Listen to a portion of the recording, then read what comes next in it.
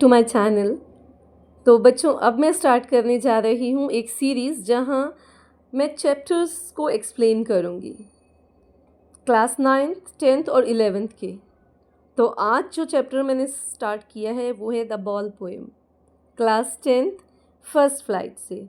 तो इसके राइटर जो हैं वो हैं जॉन बैरीमैन, जिन्होंने बहुत सुंदर तरीके से यहाँ एक्सप्लेन किया है एक बच्चे की सिचुएशन जिसने फर्स्ट टाइम एक्सपीरियंस किया है एक लॉस को। तो कैसे वो ओवरकम करता है अपने इस ग्रीफ को, अपने दुख को। Let's see. What is the boy now who has lost his ball? What is he to do? I saw it go merrily bouncing down the street and then merrily over. There it is in the water. उस बच्चे के लिए बोला जा रहा है जो ball से खेल रहा था। What is the boy now who has lost his ball? उस बच्चे का अब क्या जिसने अभी एक अपनी बॉल खोई है। What is he to do? अब वो क्या करेगा? I saw it go merrily bouncing. It is used for the ball. Okay? It is used for the ball. I saw it go merrily bouncing. Merrily means happily. मैंने उस ball को खुशी से उछलते हुए देखा, जाते हुए देखा।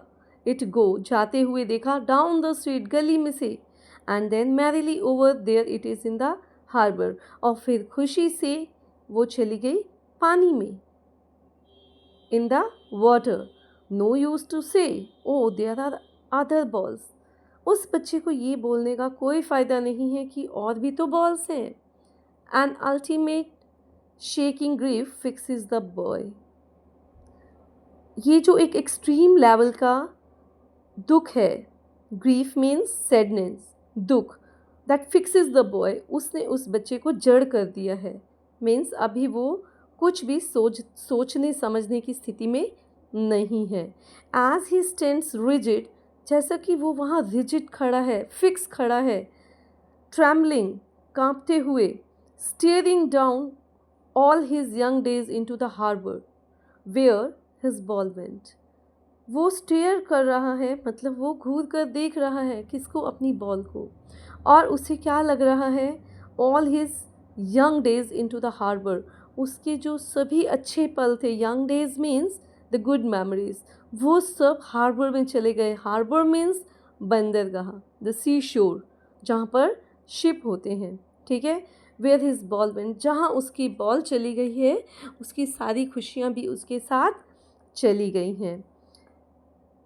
I would not intrude on him. Who is I here? It's very important to know I is the narrator. I is the narrator. जो विटनेस है उस इंसिडेंट का, उस बॉय के साथ जो हुआ, उस बॉय ने जो अपनी बॉल खोई, तो उस इंसिडेंट का वो विटनेस है वहाँ। क्या बोलता है वो? I would not intrude on him.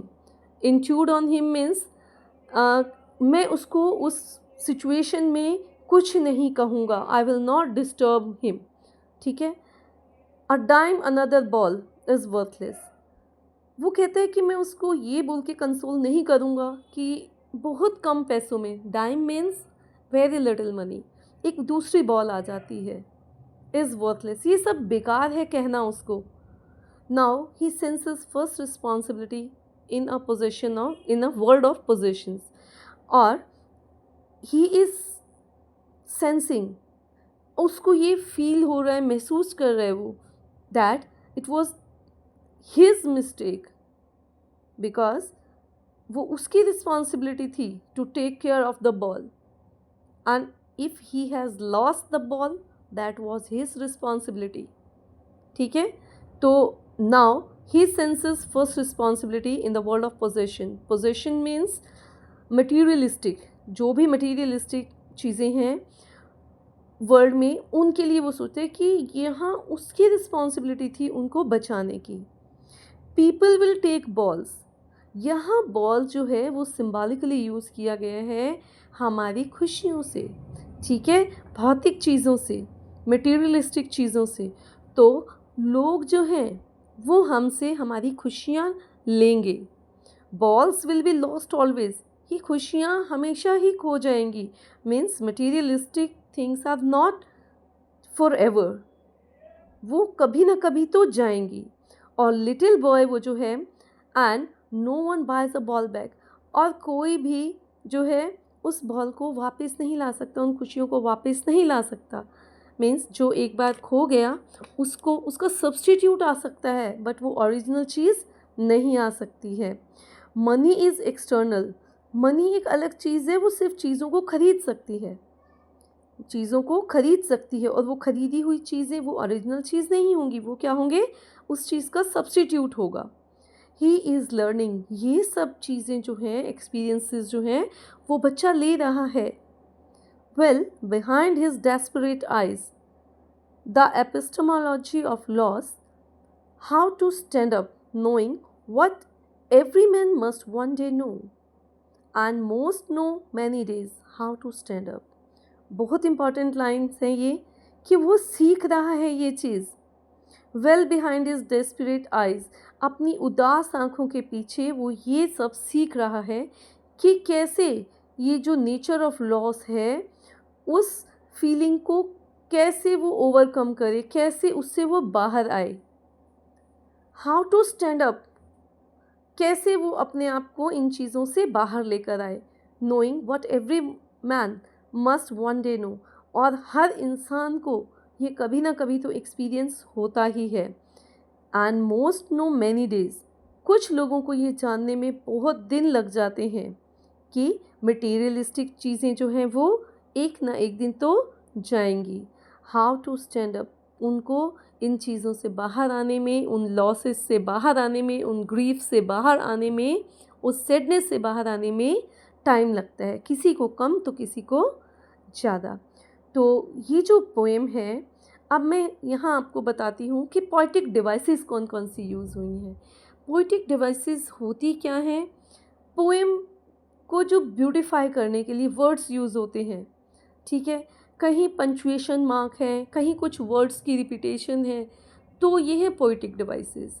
जैसे सबसे पहले हमने यहाँ पे ऑब्ज़र्व किया कि जो लास्ट वर्ड्स हैं वो डिफरेंट हैं, ठीक है, सेम नहीं है। जैसे ball, go, then water, then balls, boy, तो कुछ भी यहाँ पर रिपीटिंग नहीं है। दैट मीन्स यहाँ राइमिंग स्कीम नहीं बन रही है, और जब राइमिंग स्कीम नहीं बनती है तो उसे हम क्या बोलते हैं, फ्री वर्स।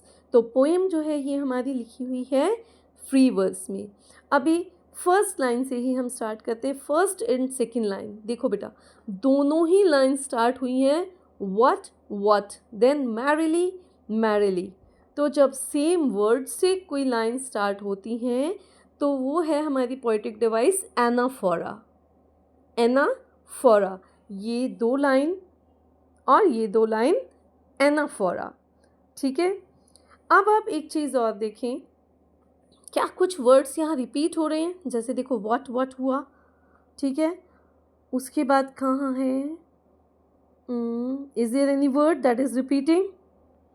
तो जो वर्ड्स हमारे सेम लाइन में रिपीट होते हैं फुल वर्ड, तो वो कौन सी डिवाइस है, रिपीटेशन, उसे बोलते हैं रिपीटेशन, ठीक है।